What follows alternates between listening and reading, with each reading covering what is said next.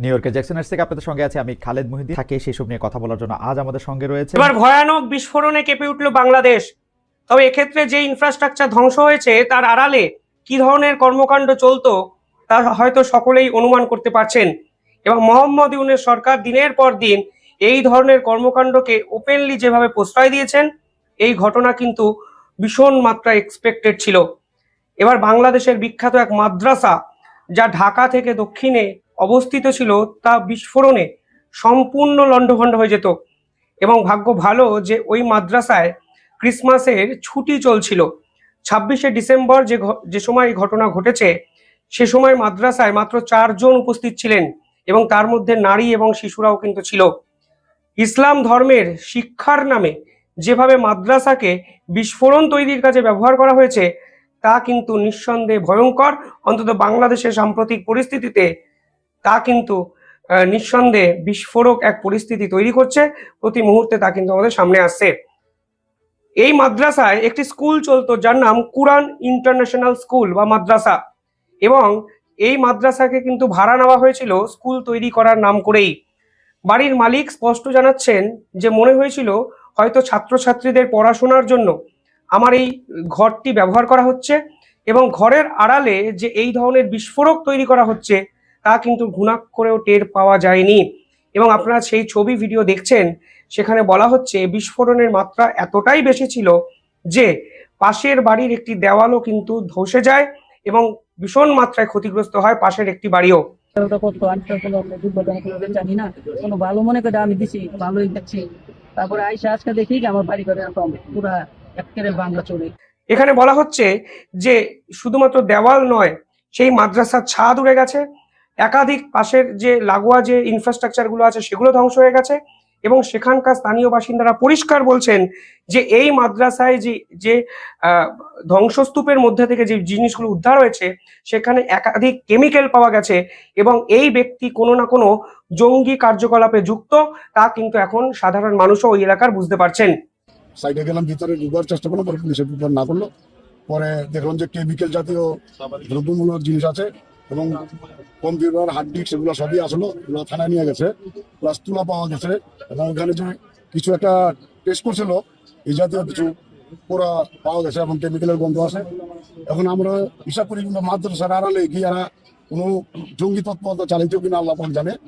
আমার মনটাকে যে এটাই হবে, নাহলে এইভাবে ওয়াল বাস্ট হয়ে যাওয়ার কথা না।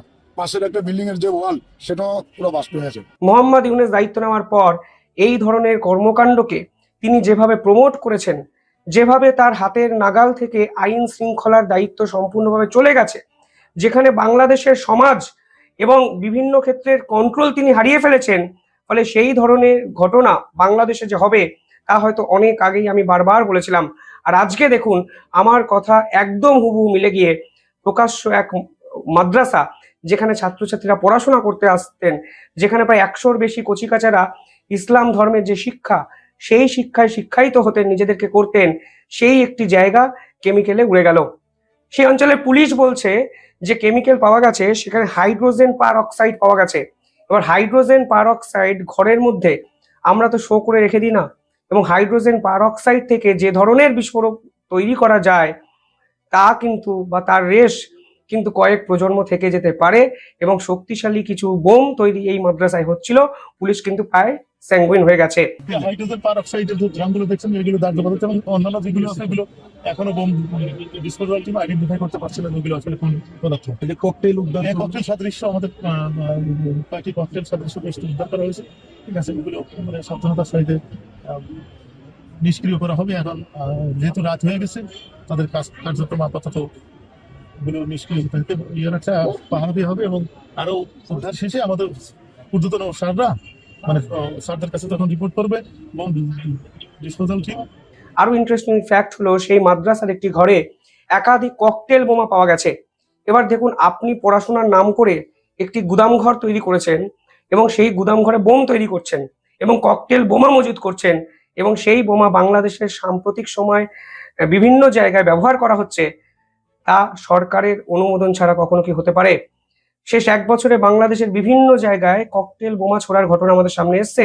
এমনকি ঠিক 2 দিন আগে ঢাকার একটি ব্যস্ত জায়গায় বাজার এরিয়াতে ব্রিজের উপর থেকে একটি ককটেল বোমা ফেলে দিয়ে চলে যাওয়া হয়েছে। ফলে আজকে বাংলাদেশে খুল্লামখুল্লা যে ঘটনাগুলো ঘটছে, সেই ঘটনাগুলোর যদি রুট খোঁজেন, শিকড় খোঁজেন, দেখবেন আপনার শিকড়ের ধার বেয়ে এই মাদ্রাসাগুলোতে কোনো না কোনোভাবে পৌঁছে যাচ্ছেন। মৌলবাদ হলো সমাজের ক্যান্সার। মৌলবাদীরা কখনোই মুক্তমনাকে প্রশ্রয় দেয়নি। যে পৃথিবীতে যেখানে মৌলবাদের উৎপত্তি ঘটেছে, সেই পৃথিবীতেই বা সেই জায়গা থেকেই মুক্তমনা, স্বাধীনতা, স্বাধীনচেতা, স্বতন্ত্রতা এই শব্দগুলো কিন্তু কালের নিয়মে হারিয়ে গেছে। বাংলাদেশে এখন যে যুগ চলছে, সেখানেও কিন্তু পরিষ্কার বোঝা যাচ্ছে এই ধরনের মুক্তমনা, এই ধরনের স্বাধীনচেতা মানসিকতার সম্পূর্ণভাবে শেষ করার পরিকল্পনা কিন্তু বিভিন্ন জায়গায় হচ্ছে। কালকে জেমসের কনসার্ট, প্রবাদ প্রতিম শিল্পী জেমস, তার কনসার্ট এই ধরনের মৌলবাদীরা কিন্তু ভেঙে চুরে চুরমার করে দিল। বিশ্বাস করুন, যে ভিডিও আমি দেখছিলাম, ভীষণ মাত্রায় কষ্ট হচ্ছিল, কারণ জেমসের ভক্ত আমি নিজেও। সেই জেমসের একটি কনসার্ট কালকে ফরিদপুরে ছিল, এবং দেখুন যে ঘটনাগুলো আমি বলছি তা কিন্তু গ্রাম্য এলাকায় ঘটেছে সেটা নয়। ঢাকায় যে মাদ্রাসা বিস্ফোরণে উড়ে গেছে, সেটি কিন্তু একদম ঢাকার কাছে দক্ষিণ অংশে, এবং কালকে জেমসের কনসার্টও কিন্তু ঢাকা থেকে 3-4 ঘন্টা দূরত্বে। সেখানে জেমস মঞ্চে ওঠার আগেই মৌলবাদীরা মঞ্চ কোনো কারণ ছাড়াই গুড়িয়ে দেয়, এবং কিছু ছাত্রছাত্রী বাধা দেওয়ার চেষ্টা করলেও তাদের বাধা কিন্তু এই মৌলবাদীদের থামাতে পারেনি। এই মৌলবাদীরা আসলে চায়টা কি? তারা বোরখা সংস্কৃতি ফিরিয়ে আনতে চায়, তারা শরিয়াত আইনের প্রতিষ্ঠা করতে চায়, তারা চায় বাংলাদেশে সঙ্গীত চর্চা হবে না, তারা চায় বাংলাদেশের সংস্কৃতি মনস্ক কোনো ব্যক্তি আর থাকবে না। তারা এই জন্য ছায়ানটকে সম্পূর্ণভাবে গুড়িয়ে দিতে পারে, তারা একের পর এক কাব্যগ্রন্থকে পুড়িয়ে দিতে পারে, একের পর এক সঙ্গীতের বাদ্যযন্ত্রকে গুড়িয়ে দিতে পারে, ঢাক, হারমোনিয়াম, গিটার সমস্ত কিছু ভেঙে চুরে চুরমার করে দিতে পারে। তারা উদীচীর মতো একটি সংস্কৃতি প্রবণ এলাকা সম্পূর্ণভাবে ধ্বংসস্তূপে পরিণত করতে পারে। এবং এবার দেখুন, প্রকাশ্যে শিল্পীর উপরে আঘাত তারা আনলো, যেখানে শিল্পীর একটি কনসার্ট, স্টেজ, বাদ্যযন্ত্র সম্পূর্ণভাবে বিনা প্ররোচনায় গুড়িয়ে দেওয়া হলো বাংলাদেশে। এবং বিশ্বাস করুন, এর থেকে দৈন্য দশা আমি সাম্প্রতিক সময় কোনো দেশের দেখিনি। অনেকে আফগানিস্তানে তালিবান শাসন নিয়ে বিভিন্ন রকম ব্যঙ্গাত্মক কথাবার্তা বলেন, বিশ্লেষণমূলক কথাবার্তা বলেন, কিন্তু আজকে বাংলাদেশের যে সংস্কৃতি গোটা বিশ্বের সামনে উন্মোচন হচ্ছে, তা কি তালিবান শাসনের থেকে কোনো অংশে কম? তালিবানরা তো সময়ের সঙ্গে সঙ্গে বদলের চেষ্টা করছেন নিজেদেরকে, তারা মুক্ত মনাকে প্রশ্রয় দেওয়ার চেষ্টা করছেন, তারা ভারতের মতো প্রভাবশালী প্রগতিশালী দেশকে পাশে চাইছেন। আর উল্টে বাংলাদেশ অন্ধকারের অন্ধকূপে ক্রমশ একটু একটু করে হারিয়ে যাচ্ছেন। মনে হচ্ছে না একবিংশ শতকে এই দেশটি আর আছে। তারা ক্রমশ সামনের দিকে তাকিয়ে পিছন দিকে হেঁটে যাচ্ছেন। শরিয়াত আইন, শরিয়াত শাসন ফেরানোর জন্য যেভাবে মুক্ত মনাদের উপর আক্রমণ বাংলাদেশে হচ্ছে, তা আসলে একটা দেশের কফিনের শেষ পেরেকটি পুঁতে দেওয়ার জন্য যথেষ্ট। সেই ভিডিও আপনারা দেখছেন, সেই ছবি আপনারা দেখেছেন দিনভর কালকে, এবং আলটিমেটলি মোহাম্মদ ইউনূস সরকার এই পুরো বিষয় মুখে কুলু পেটেছেন, এবং বাংলাদেশের কোনো মিডিয়া এই বিষয়গুলো প্রচারও করছে না। কারণটা খুব স্বাভাবিক, তারা ভারতের কোনো সংযোগ এই ঘটনার সঙ্গে খুঁজে পাচ্ছে না, ভারতের উপর দায় চাপানোর জায়গাতেও তারা আর নেই। এবার এক দুর্ধর্ষ অপারেশনে 3 জন বাংলাদেশিকে হাতে নাতে আটক করলো উত্তরপ্রদেশ পুলিশ। এবং এই পুরো ঘটনাটার গুরুত্ব বেড়ে যায়, কারণ উত্তরপ্রদেশ পুলিশ এবার ভারতীয় রেল থেকে এই 3 জনকে হাতে নাতে আটক করেছে। যে তথ্য আমাদের সামনে এসছে, সেখানে বলা হচ্ছে 3 জন বাংলাদেশি যুবক ক্রান্তি এক্সপ্রেসে ট্রাভেল করছিল, এবং তারা আটক করার পর স্বীকার করেছে যে তারা অনুপ্রবেশকারী হিসাবে ভারতবর্ষে ঢোকেন এবং আসাম থেকে দিল্লি যাওয়ার চেষ্টা করছিল, এবং দিল্লি থেকে এদের পরবর্তী গন্তব্য ছিল কাশ্মীর। এবং কাশ্মীরে কেন যাচ্ছিল এই অবৈধ বাংলাদেশিরা, সেটাই এখন এই মুহূর্তে সব থেকে বড় প্রশ্ন। ইম্পর্টেন্ট বিষয় হলো, এত বিতর্কের পরেও এরা কিন্তু খুব সহজে অনুপ্রবেশকারী হয়ে ভারতবর্ষে ঢুকে যাচ্ছেন, কখনো আসাম, কখনো বাংলাদেশ, কিংবা কখনো ত্রিপুরার বর্ডার দিয়ে দিল্লি, এবং দিল্লি থেকে ভারতবর্ষের বিভিন্ন স্থানে ছড়িয়ে পড়ছেন। এত সাহস ওদেরকে যোগাচ্ছে, মানে ভারতীয় ট্রেন বা রেলে খুব সহজে উঠে পড়ে একটি জায়গা থেকে যে অন্য জায়গায় যাওয়া যায়, এই যে অবাধ আত্মবিশ্বাস, এই আত্মবিশ্বাসের মূলে ঠিক কারা, এই প্রশ্ন কিন্তু কালকে দিনভর উঠল। উত্তরপ্রদেশের পুলিশ কালকে এই বিষয়ে একটি সাংবাদিক সম্মেলন করেন, এবং তারা বলেন এই যুবকদের জেরার পর জানা যায় যে তারা বাংলাদেশি, এবং তারা জেরায় স্বীকার করেছেন যে তারা আসাম হয়ে কাশ্মীর যাওয়ার চেষ্টা করছিলেন। এবার কাশ্মীরে তারা ঘুরতে যাচ্ছিলেন এই সম্ভাবনা হয়তো নেই, আপনারা বুঝতেই পারছেন। যদি ঘোরার জন্য ভারতে আসতেন তাহলে নির্দিষ্ট document, proper validation, visa, passport, সমস্ত সরকারি পদক্ষেপ অতিক্রম করেই তারা ভারতবর্ষে আসতেন। কিন্তু কাশ্মীরে তারা কিসের জন্য যাচ্ছেন এবং বাংলাদেশ থেকেই বা কোন উদ্দেশ্যে ভারতে এসছেন, সেটাই কিন্তু এখন ভারতের গোয়েন্দাদের কাছে সব থেকে ইম্পর্টেন্ট বিষয়। পুলিশ পরিষ্কার জানাচ্ছেন, মানে রেলওয়ে পুলিশ, যে তারা আইবি কে এই পুরো বিষয়টা জানিয়েছেন। মানে ইন্টেলিজেন্স ব্যুরো, তদন্তকারী অফিসার, গোয়েন্দা দপ্তর সবাই কিন্তু এই বিষয়টায় ঢুকে গেছে। কারণ কাশ্মীরে তারা যেতে চাইছিলেন এবং ভারতীয় ট্রেনে কিভাবে তারা উঠলেন, কে তাদের টিকিট করে দিল, লোকাল সাপোর্ট তাদেরকে দিল, সমস্ত কিছু কিন্তু এখন আতশ কাচের তলায় পরিষ্কারভাবে আমাদের সামনে অনেক তথ্য নিয়ে আসবে। कुछ 3 व्यक्ति संदिग्ध हैं, जिसमें 2 युवक हैं और एक युवती है। इस सूचना पर रेलवे सुरक्षा बल टीम द्वारा उन लोगों को यहां कानपुर सेंट्रल स्टेशन पर उतारा गया। शुरुआती दौर में पूछताछ में कुछ संदिग्ध और भाषा का अंतर होने के कारण इस बात की सूचना राजकीय रेल पुलिस, आईबी और अन्य एजेंसियों को दी गई, जिस एजेंसियों के द्वारा उनकी टीम यहां पर आई और प्रथम दृष्टया पूछताछ में ये पाए गए कि ये तीनों लोग बेसिकली म्यांमार बर्मा के निवासी हैं, जो 2017 में बांग्लादेश आए थे। फिर वहां से उसमें से एक व्यक्ति इंडिया में 2024 में आया था। उसने बताया कि वो इन दोनों लोगों को लेके जा रहे थे जम्मू के लिए। इस आधार पर इनको रोका गया। पूछताछ में विदेशी नागरिक होने का प्रथम दृष्टया पाए जाने पर इस बात का अभियोग राजकीय रेल पुलिस कानपुर सेंट्रल में पंजीकृत किया गया है, जिसकी विवेचना की जा रही है। পাশাপাশি এই বাংলাদেশিদেরও যে কোনো অবস্থায় রেয়াত করা হচ্ছে না, এই ঘটনা কিন্তু পরিষ্কার করে দিল। ভারত বাংলাদেশের রাজনৈতিক পরিস্থিতি অত্যন্ত সংঘাতপূর্ণ। এর মধ্যেও এই বাংলাদেশিরা ভারতে ঢোকার চেষ্টা করছেন। তারা ভারতের সেনা সদস্যদের দুর্বল ভাবতে হয়তো শুরু করেছেন।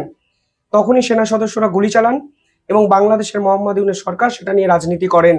আন্তর্জাতিক স্তরে ভারতের বিএসএফ এর বিপক্ষে একগুচ্ছ অভিযোগ তারা করেন। অথচ দেখুন, দিনের পর দিন এই অবৈধ অনুপ্রবেশকারী থামাতে কার্যত ব্যর্থ হয়েছে বাংলাদেশের বর্ডার গার্ড অফ বাংলাদেশ এবং মোহাম্মদ ইউনূস সরকার। কিন্তু কালকে এই 3 বাংলাদেশিকে চলন্ত ট্রেন থেকে আটক করে ভারতের পুলিশ, স্পেশালি উত্তরপ্রদেশের পুলিশ, রেলওয়ে পুলিশ ফোর্স, তারা কিন্তু পরিষ্কার বুঝিয়ে দিয়েছে কোনো অবস্থাতেই সুরক্ষার সঙ্গে ছেলে খেলা ভারত সরকার করবে না এবং এই বাংলাদেশিদের যেখানে পাওয়া যাবে ঠিক সেখানেই এইভাবে আটক করা হবে। কারণ এরা শুধুমাত্র ভারতের সম্পদ ধ্বংস করার জন্য ভারতবর্ষে আসছেন তা নয়, ভারতের সুরক্ষার সঙ্গে বড়সড় খেলার পরিকল্পনা কিন্তু করছেন, তা কিন্তু পরিষ্কার হয়ে যাচ্ছে একাধিক ঘটনায়। পাশাপাশি বাংলাদেশ আছে বাংলাদেশেই। আজকে বাংলাদেশের হিন্দু নির্যাতন নিয়ে একটি সাংবাদিক সম্মেলন করা হলো ভারতবর্ষের পক্ষ থেকে। তার আগে আরো একটি ইম্পর্টেন্ট তথ্য আপনাদের দিয়ে দিই। মালদার হোটেলগুলো এবার সিদ্ধান্ত নিয়েছে যে তারা কোনো ধরনের বাংলাদেশিকে হোটেল আর দেবে না। কালকে শিলিগুড়ির হোটেল কর্তৃপক্ষরাও একজোট হয়ে সিদ্ধান্ত নিয়েছিলেন যে জাতীয় সুরক্ষার কথা মাথায় রেখে কোনো বাংলাদেশিকে ভ্যালিড ডকুমেন্ট থাকার পরও তারা আর কিন্তু হোটেল ভাড়া দেবে না। অত্যন্ত সাধুবাদযোগ্য একটি পদক্ষেপ। তারা ভারতবর্ষে আসেন চিকিৎসার জন্য, এত অবধি ঠিক ছিল। ভিসা 2 দিনের জন্য বন্ধ করা হয়েছিল। তারপর মোহাম্মদ ইউনূস সরকারের বিপক্ষে যে আন্দোলন বাংলাদেশিরা করেছেন এবং যে প্রশ্ন বারবার তারা তুলেছেন যে চিকিৎসা করতে এবার কোথায় যাব, তারপর ভারতও কিন্তু পরিষ্কার বুঝিয়ে দিচ্ছে কোনো অবস্থাতেই আর কোনো দুর্বলতা এই বাংলাদেশিদের উপর দেখানো হবে না। সেনাবাহিনী সূত্র মারফত যে খবর সামনে এসেছে সেখানে বলা হচ্ছে মালদা, মুর্শিদাবাদ এবং কোচবিহার এই 3টে জায়গায় স্পেশালি হাই অ্যালার্ট জারি করা হয়েছে সীমান্তে। এবং কোচবিহারের যে 549 কিলোমিটার জায়গা আছে সেখানে কিন্তু একাধিক drone, night vision technological oriented একাধিক অস্ত্র, উইপেন, ড্রোন সমস্ত কিছু মজুত করেছে বিএসএফ। অর্থাৎ এই রাজনৈতিক উত্তাপের সুযোগ নিয়ে কোনো রকম অশান্তকর ঘটনাকে ইনভাইট করতে ভারত চাইছে না। বিএসএফ তাই তৎপরতা দেখাচ্ছে সীমান্তে এবং এই তৎপরতা বাংলাদেশের বিজেপির উদ্দেশ্য একটি বার্তা যে তোমরা যদি অনুপ্রবেশ থামাতে না পারো আমরা কিন্তু আমাদের মতো করে অ্যাকশন নেব। যতই ডিপ্লোম্যাটিক স্তরে তোমরা পতাকা মিটিং করো, আমরা গুলি চালাবো, তোমাদের মানুষকে আটকাও তোমরাই। এরপর আজকে বাংলাদেশের হিন্দু নিধন হত্যাযজ্ঞ নিয়ে, হিন্দু নিধন যে প্রক্রিয়া চলছে তা নিয়ে একটি প্রেস কনফারেন্স করা হয় পররাষ্ট্র উপদেষ্টার মুখপাত্রের পক্ষ থেকে। ভারতের বিদেশ দপ্তর পরিষ্কার বলছেন এই অবস্থা কোনোভাবেই মেনে নেওয়া সম্ভব নয়। We are all aware of the recent developments in Bangladesh. We have been closely following them, and as far as law and order situation is concerned, I have been apprising you from time to time as to what our position has been or should be and is today. The unremitting hostility against minorities in Bangladesh, including Hindus, Christians and Buddhists at the hands of extremists, is a matter of grave concern. We condemn the recent gruesome killing of a Hindu youth in Mymensingh and expect that the perpetrators of the crime would be brought to justice. Over 2,900 incidents of violence against minorities, including cases of killings, arsons, land grab, have been documented by independent sources during the tenure of the interim government. These incidents cannot be brushed aside as mere media exaggerations or dismissed as political violence. প্রসঙ্গত দীপু দাস হত্যাকাণ্ডের পর কালকে আরো এক হিন্দুকে কিন্তু পিটিয়ে মারা হয়েছে বাংলাদেশে, এবং যেভাবে পিটিয়ে মারা হয়েছে তা অত্যন্ত ন্যাক্কারজনক, এবং পুরো অবস্থাটি আজকে বাংলাদেশের সংখ্যালঘু সম্প্রদায়ের মনে আতঙ্কের সৃষ্টি করেছে। মোহাম্মদ ইউনূস সরকার জানতেন ভারত সহ আন্তর্জাতিক শক্তিগুলো কড়াভাবে নিন্দা করবে, কারণ দীপু দাস হত্যাকাণ্ডকে বাংলাদেশ সরকার একটি বিচ্ছিন্ন ঘটনা বলে চালানোর চেষ্টা করেছিল, কিন্তু এক্ষেত্রে তারা তা পারবে না। ফলে তড়িঘড়ি তারা একটি প্রেস রিলিজ করে এবং যাকে হত্যা করা হয় সেই হিন্দু যুবককে বাংলাদেশে। দর্শক, সম্পূর্ণ ভিডিওটি দেখলেন, আশা করি বিষয়টি বুঝতে পেরেছেন। এ নিয়ে আপনার গুরুত্বপূর্ণ মন্তব্যটি অবশ্যই কমেন্ট বক্সে জানিয়ে দিবেন। ধন্যবাদ।